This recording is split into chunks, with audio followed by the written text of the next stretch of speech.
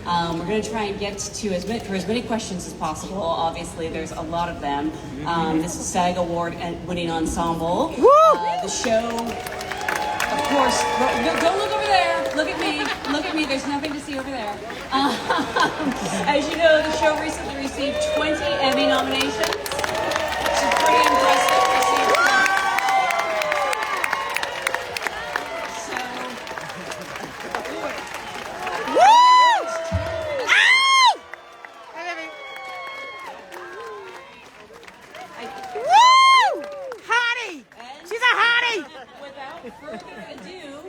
They're doing this on AstroTurf in heels, I want to point out too.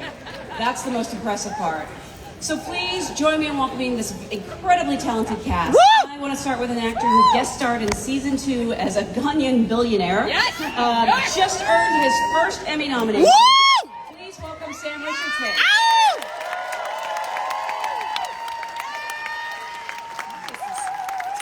We have the very enthusiastic Danny Rojas. Woo!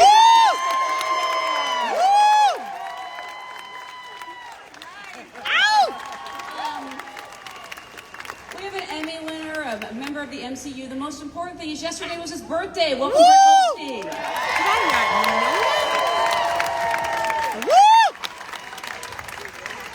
Oh my, as Rebecca Welton, she's won so many awards, they're making up new ones to give her. Please welcome Hannah Waddingham.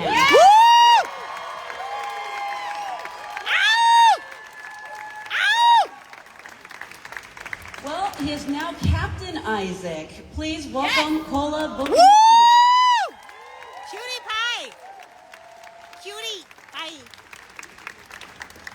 And he stole our hearts in season 2 as Sam and just earned his first Emmy nomination. Please welcome him.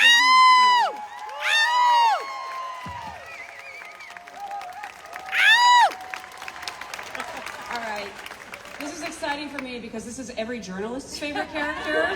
He is now an Emmy-nominated actor. Please welcome James Lance as Prince Chris.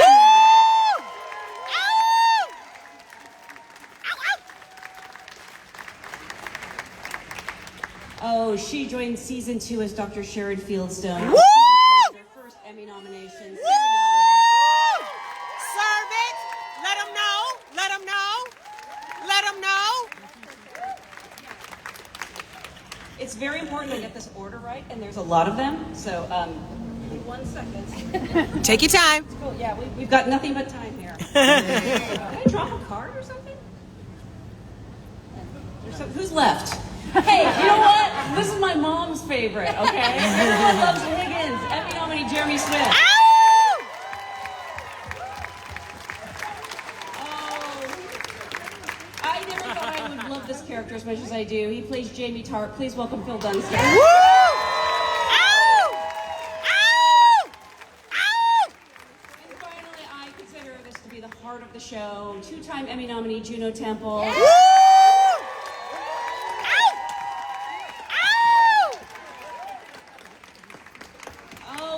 So much for being here, but I'm afraid we're out of time.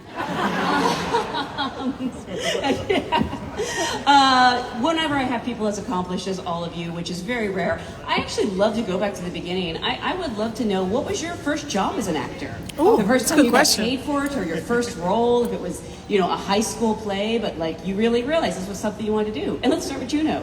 Yeah, I was 4 and I was put in one of my father's films, and I got paid by a plastic dinosaur and a pair of Oshkosh overalls, and I got cut out. So I learned early, you don't always make By the cut. your own father? Sadly, yes. Ruthless. It was ruthless. My voice is still in it. Oh. I'm still the daughter on the telephone, so I guess there's a little bit.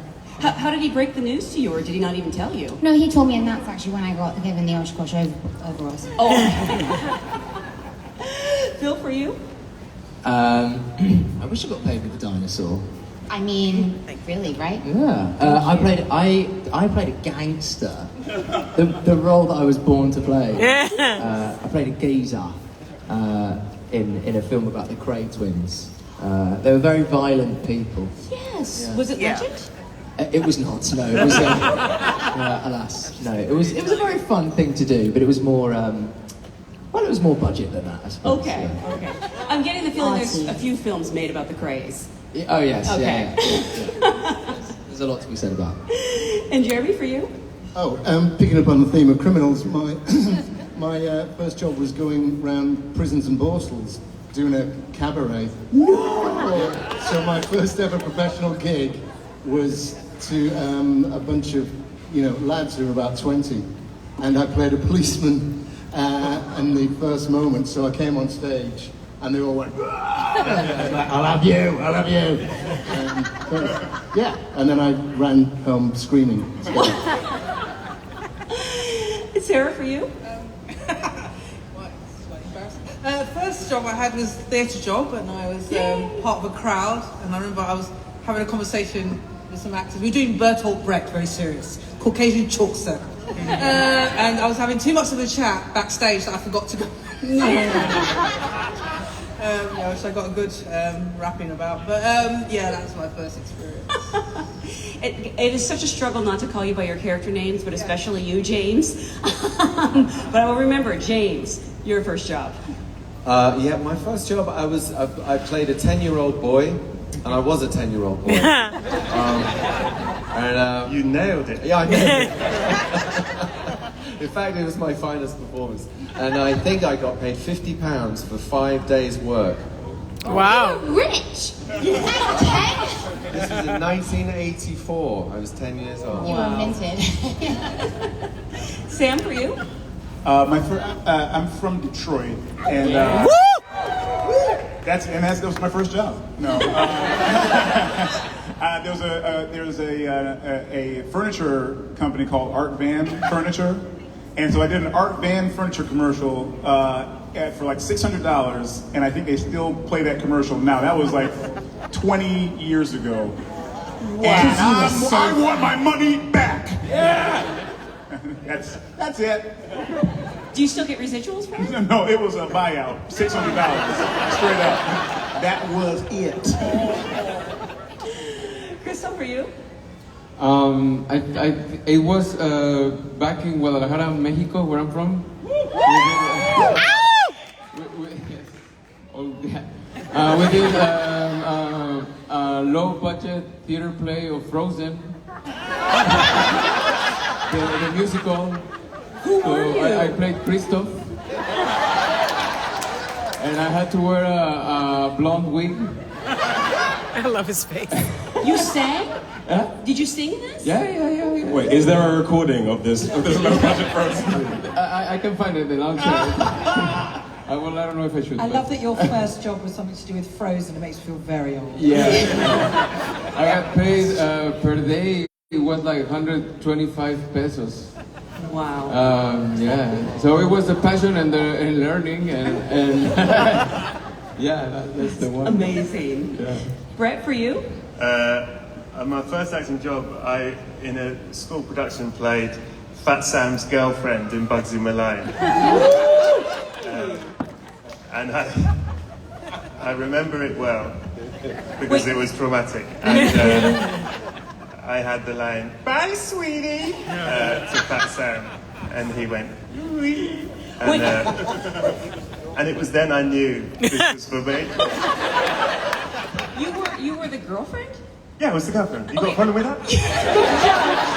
No, I'm just impressed because in my schools we always had women. There were too many women and not enough men. Yeah, so they always had women playing men. It was a personal choice. I think Brett beat the women out to play. The mad thing is he had the beard then as well. Did you have all that stubble then? Yeah. I was born with this, man. I came out, they said, "Is it a werewolf?" They checked. I don't know.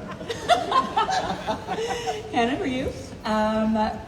When I was 20, I had this stage newspaper, which is like the way that you kind of got into it all, and there was an advert that said, "Improv show, overgrown Barbie doll built like a brick shithouse." And I thought, if I don't get this role, I'm never going to get anything my whole career. And I did. Paula? Yeah, you're right.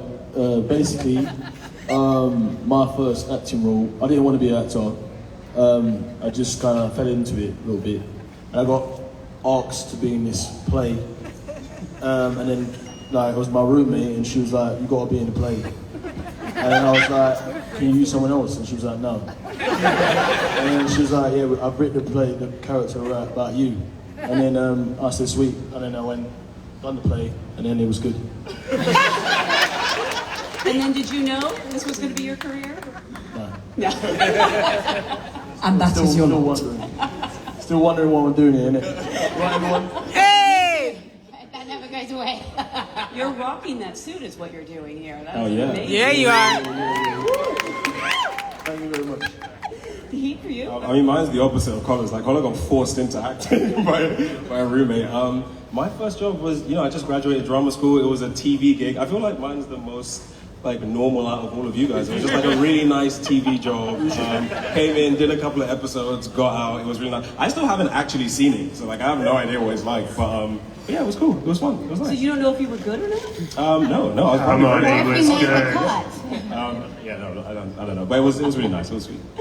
So obviously the whole world has fallen in love with this show, and Hannah, in your Emmy speech last year, you were very open about how this. You mean my ramblings? No. It was an amazing speech. Seriously, they should give you an Emmy for that Emmy speech. You talked about, you're very open about how this show has changed your life, and I'm just curious for all of you, how have things changed in the last couple of years, and is it. When people see you, like James, for example, I've been following your work for years. You've had such a storied career, but do people just want to come up and talk about Trent Crimm to you now? Some do. Yeah. Some of them do, yeah. Cristo, how many people just scream "football is life" when you go by? So many. He gets it every day. Say it. Football is life, amigos.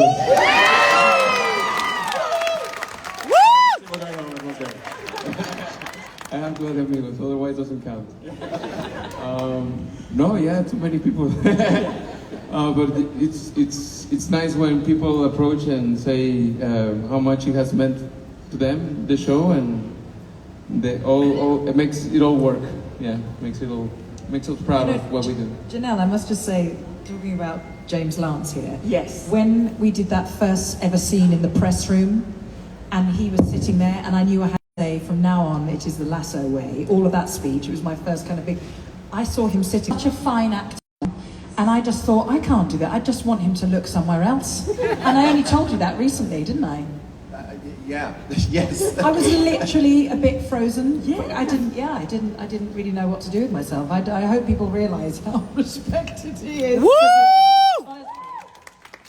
James, do you realize how respected you are? Because you seem shocked. I am shocked. Yeah, I am shocked. I am shocked. I'm shocked.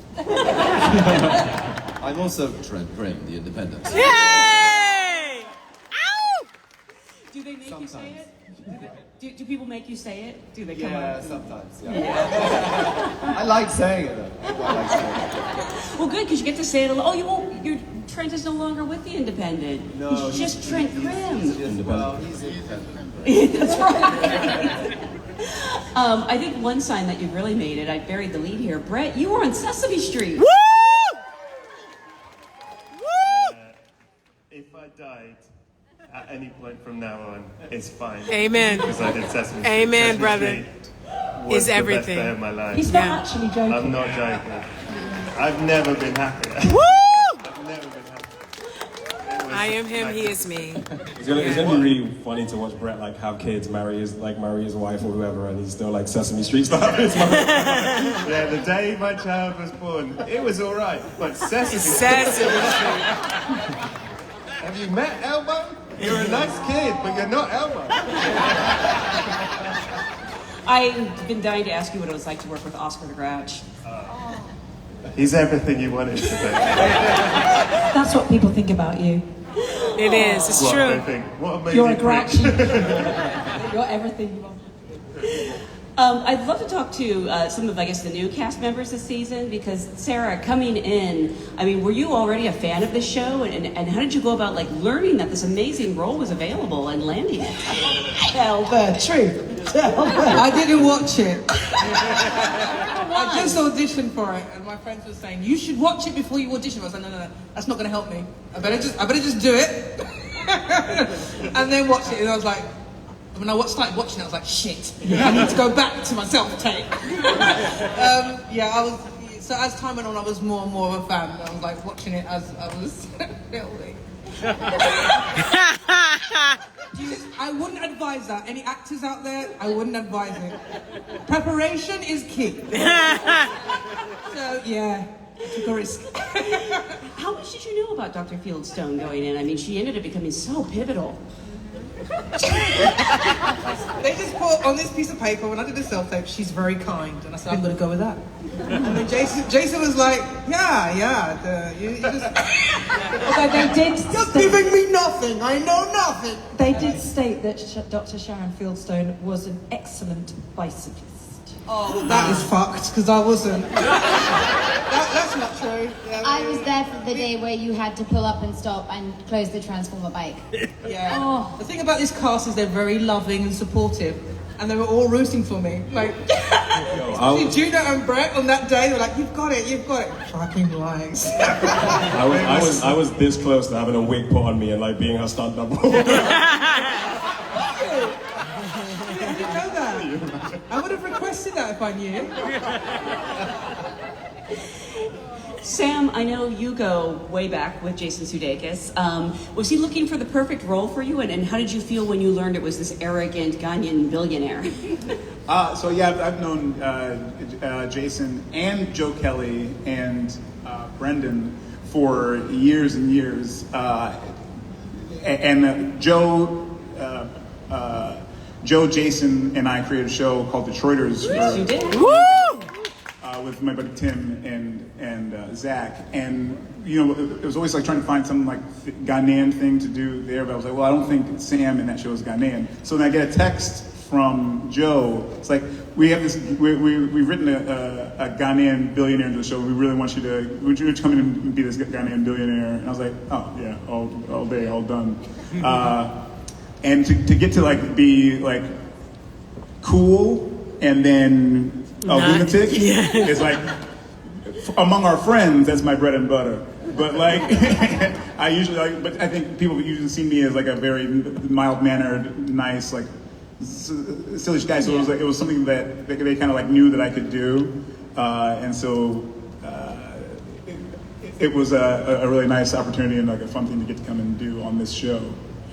I was wondering if the character Sam was named after you or based on you. He is. Yeah. So Sam got to work with Sam. Yeah. So like when I got the audition for the part, like Sam Obisanyo was actually supposed to be Ghanaian. Yep. And so like that was all Sam Richardson. I brand new information. Wow. Yeah. So I didn't know if I could say that.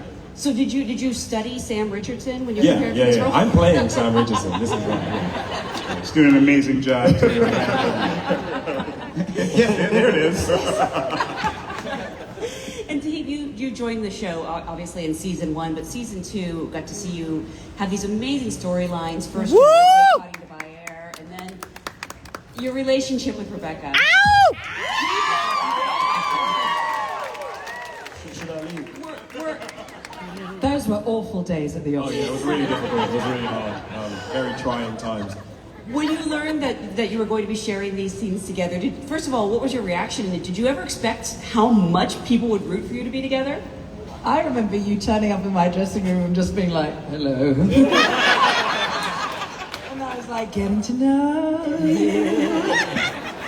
It was like, I remember reading it in the script and I was like, uh-oh, it was gonna be something. But it was fun. Like, I think, there was like a lot of build up to it, but then when we got there and I can't remember, what was our first scene together? Was it the date scene where they run into each other at the restaurant? The date scene in the restaurant, and I love that you didn't know that they were actually filming us outside. There was one bit where we're talking and it's like the montage bit, there's cool music, they're just having fun and stuff. Like, I'm not acting. I was just talking to her. She knew the camera was on, but I was just like, I purposely didn't tell him. I just thought he's being really gorgeous.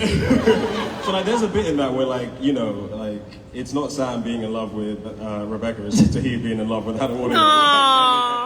And it's gorgeous. Yeah, it was really fun. It was really easy and really sweet. So you didn't know until you read it in the script? Yeah, no one told me. I mean, you knew. We don't know anything till it turns up in the script. Nothing. I asked Jason once that we will be told if we die. Oh yeah? Oh, yeah, really? And Brett told me I was going to die in season 2. Yeah. That wasn't from Jason. Is this the Listen, the thing is, helicopter I'm not crash? supposed to say anything, but I've already said it and it's out, so I'll say it here because you're going to read about it. But Sam dies in season 3 in a helicopter accident, but the helicopter's not on. He just runs into it. And that's the end of the season. And it's moving. Yeah. It's funny. It's dramatic. It's funny. Slow motion. And it is, it's Sam Richardson's helicopter. It's inspiring. Yeah. It is inspiring. It's inspiring. Another relationship on this show that people are so invested in, and it's something we should see more, but we don't, is Rebecca and Keely. Woo! And I know it very much mirrors how you two feel about each other in real life. Those must be the most fun scenes to perform. You forget the camera's rolling, right? Yeah, Even when we're doing the scenes where we're actually having to say the lines that are character. Yeah, we do big time. There is no greater time in that show when I feel the perfect flow than with this one. Woo! I also think we get these moments, which are moments that we would have in our personal lives, and then we get to put them on camera, and hopefully women out there get to watch it and see how important our friendship is. Yes. And the female friendships are the friendships that get you through. Come on. Everything. Preach. And it's ludicrous as well that it's become a thing that these characters are unusual to see. You know, I'm sorry, guys, but women get women through. Yeah. Women get women through. And I love how much they want to see each other succeed. Higgins has that wonderful line about, do you remember this? About, a great mentor wants you to succeed. A really great one knows that you will. I'm glad you remembered it. Well, because Higgins is a font of Higgins wisdom. has some And deep like, lines. is that at all like you in real life? Are you the person that people come to for advice? Because I would never stop. Well, they don't come to me, but I might dish it out anyway. Well, basically to my kids, and it's more violent than advice, really. He does himself, but you're a very calming influence on me in those Rebecca scenes. And you give me lots of advice on synthesized music. On synthesizer music? Yeah, well, yeah, everybody needs that. I do. I also for it from you. What is it like to sort of get to be this calming center, of all this chaos in the show? Well, it's quite strange. I think it sort of just squeezes out like a spot with Higgins, bits of advice. I don't think he even knows that it's happening, but it just sort of, he drops one. That's not very good. No, it's not. And it turns out well. Also, can I just quickly add, our superstar, also Emmy nominee, head of hair and makeup, Nikki Austin. Woo! I wanted to give her a big shout out because Stand up. we love her. She's awesome. Fantastic work. Phil, I wanted to talk about, I said it in the intro and I was only half joking. I didn't think I could ever like Jamie as much as I ended up liking him. Did you know sort of what his storyline would be this season, and what was it like to do those scenes with your horrific on-screen father? No, not really. I didn't know that it would be like that, and I think that, let me just overthink this. I think that one of the things that is a real benefit to not having not being shown this sort of clairvoyant view into the future as to what's going to happen with these characters, because none of us know, right? And so you get to play the thing that's actually in front of you, and I think that's actually quite a helpful thing for all of us, that we aren't worrying about okay, well, if I want to go there, then you just have to just get on with it. And Kieran O'Brien, who plays James Tart, he kind of makes everything much easier. This scene in particular, when he's confronted this person that is his old family, when he's here with his new family, and he chooses to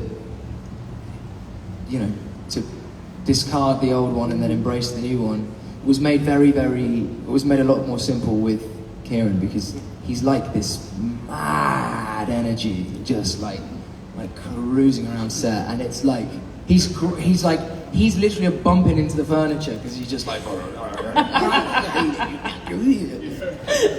he made it very he's on screen and off. Yeah, you just cling onto the coattail.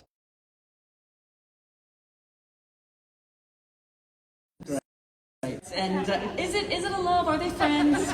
Will we get to see them be friends? Yeah. Do you want to pause? Yes. Brett looks like he has a different answer. I didn't hear the question. Oh. I was hedging my do they bets finally to have do the sex? right face. Do they finally have sex? do Bill and I have sex? Is that the question? I It's a pitched hard it. yes. That'd be a yes. The questions you're making up are better, so answer Okay. No, your scenes are so wonderful together. Is it ever hard to antagonize him, or is it fun? Are you talking to me, Steph? Yes. I listen. Truthfully, I love doing scenes with Phil. I find them very difficult because I do laugh all the time, and when Roy laughs, the scene's over. So I've wasted a lot of Apple money on scenes with Phil. And the only time I didn't laugh, I think the only scene we've ever done where I didn't crack up is the scene with his dad. Really? It was like, this is fucking, we were all in it, it was great. And I didn't, you know what? I didn't find that funny. I was moved. No fart jokes on that day. Yeah. Who does break the most? Is it Brett? It's Nick, I think. Really? Yeah. Oh. Because he just starts twinkling. Oh, It's very effective. The wonderful Nick Muhammad, who is not here. Oh, shut Woo! Nightmare. It's an absolute nightmare to do a scene with. I find it really difficult because as Rebecca, I'm meant to be a bit kind of, I still don't know what your name is, you know, to him.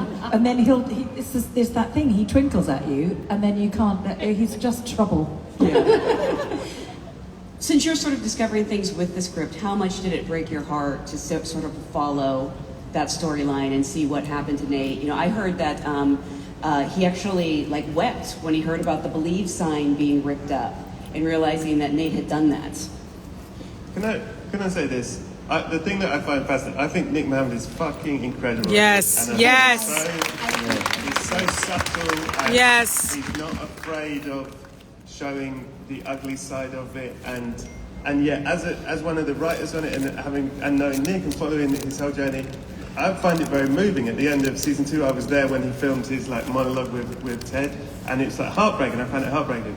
What none of us, certainly on the writing side, expected was that the result would be millions of people going, that fucking prick! Let's kill him! And I was like, what? Have you seen Ted Lasso? The message is definitely not, let's kill him. I also had to do this incredible sort of sequence with him where he started coming to Keeley for advice, and there was this really sweet friendship that was blossoming. Yeah. And then we shot that scene where I take him to find a suit, and he misreads this moment. And it was such an extraordinary scene to actually be a part of, because it was absolutely devastating when he realized, oh no, I shouldn't have done. And it was an extraordinary moment to film. And then when he goes back into the dressing room and spits a mirror, you could literally cut the air with a knife, because I said to him, do you want me to stay? And he was like, yeah, actually that would be great. And it was, luckily I wasn't on camera because I was crying. So yeah, he's amazing in this show. Yes, he is. Yes, he is. Paula, I wanted to ask you, we learned so much more about your character this season, including that he's a barber. And that he sings. I'm not a barber, by the way. That isn't color cutting my hair, by the way. Okay, there is absolutely no way I'd let him near my head with anything electronic. Are you crazy? I was cutting his hair, but the clippers were on. It was just him walking around me going. I'm just gonna dance. Yeah. I was wondering where they got the idea for that, if that was actually something That was you do. that was a spontaneous. It was basically these guys here, these lads. They were giving me all the energy, give me all the kudos, give me all the, you can do it, yay. And then I was like, you know what? and then cool, then it kind of worked. Yeah. It could have went left. Yeah. It was a FIFA in joke. We were after the first season, we'd get together and we'd play FIFA. Us lot Brett and Jason, like we played FIFA together on, we were really bad actually, our team didn't do very well. But it was like, it was a joke, like, I can't remember if it was Jason or Brendan, but someone was like, oh, you know, like, Isaac's actually the team barber, and it was like, ha ha ha. And then in season 2, it's like, he's actually the team barber. That's great. Oh. You have to be careful. James, speaking of the internet getting mad at people, some people were very upset that Trent Crimm would reveal a source. I thought it was completely in keeping with his character, honestly, and I understand that you felt so too. Yeah, I mean, it was an extraordinary moment when that came out. I couldn't believe. My wife said, "You need to look at the internet." Oh no, old man, and see what's going on, because yeah, there was this really strong reaction. But what was exciting for me was knowing what was coming next. Yes. In the final episode as well. You know, Ted changed Trent's life, and he actually did that very early on in the scene when they go for a meal. He says some things that really moves him, and you know, the human starts to go beyond the job description. And so yeah, it was lovely. I mean, Cristo, you killed a dog in the premiere, and people weren't He's that always angry doing at you. Oh, that Cristo. Yeah, that was sad but funny, right? Thank God no dog got hurt. I received so many, so funny. There are so many supporters of Danny Rojas that are dog accounts. Yeah, that's amazing. Yeah. But yeah, no animals were hurt.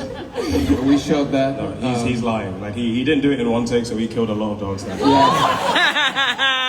We ran out of dogs. That's in the end, it was a CGI dog, and we were like, oh, we probably should have started with a CGI. Just practice, right? No, we can shoot it. No. Oh my God. No, I love dogs. I have a dog back home. Oh yeah. Who's feeding the dog? Oh yeah, shit. Before we go, we've obviously talked about Jason Sudeikis a little bit here, but he is your leader on the show, within the show. He's very sorry he couldn't be here. He's working on getting you those new episodes that I know we all want so bad. What makes him so suited to, you know, be not only Ted Lasso, but you know, sort of the Ted Lasso in real life of all of you? I'm gonna say immediately that he sees things in you that you didn't see in yourself. Come on. And that is my immediate reaction to that. And I'm eternally grateful that he asked me to join this team of people. You could have paid me all the money in the world, and I would never have told you that I would be going to join this extraordinary group of talent, comedians, brilliant artists, and heavenly humans. And thank you, Jason, for asking me to do that. Reach. I think Jason has the most expansive mindset that I've ever met in somebody. That he's sports literate, he's interested in social science, art, and you know, he's really fucking funny as well. And he's got the most fast brain. And there was in the first season where Ted has a monologue. He did it about 8 times, and each time it was brilliant, and it was about 70% different. Wow. And I've never, ever come across anybody with that talent. Wow. And the fact that he can do that and be part of a team as well, not just overshadow everything, but inspire people as well. He's just a dream to work with. Woo! I mean, Sam, you've known him the longest, probably. Are you surprised by all his success? I truly am not, because like Jason, he truly is one of the smartest people and smartest comedians. Like his brain for comedy is so sharp and so fast, and it's such a macro view of comedy, but then also a micro view. So much of like what I've been able to do in my career has been because of his generosity as well. Wow. Like my first movie, Jason, you know, got me a bit part in We're the Millers, you know. I'm in that movie in a second because Jason was like, Sam, I know you can do this. I met Jason when I was on the main stage of Second City, and he was immediately just took an interest, you know, and he was invested in a way he didn't have to be. And I feel he does that with so many people. And everybody's testament to him is that he is such a brilliant leader and a kind leader and just an energy that is unmatchable, but it's inspiring. And I love him. I love that. I'm so sorry we're out of time because I wanted us to sing to Brett and embarrass him, but I guess we don't have time. No, we have time. We have time. Time's out. Happy birthday to you. Happy birthday, dear friend. Happy birthday to you. Thank you all so much. Thank you all for being here. Thank you for being a great audience. Thank you, Juno. Thank you, everyone. Thank you. Thank you.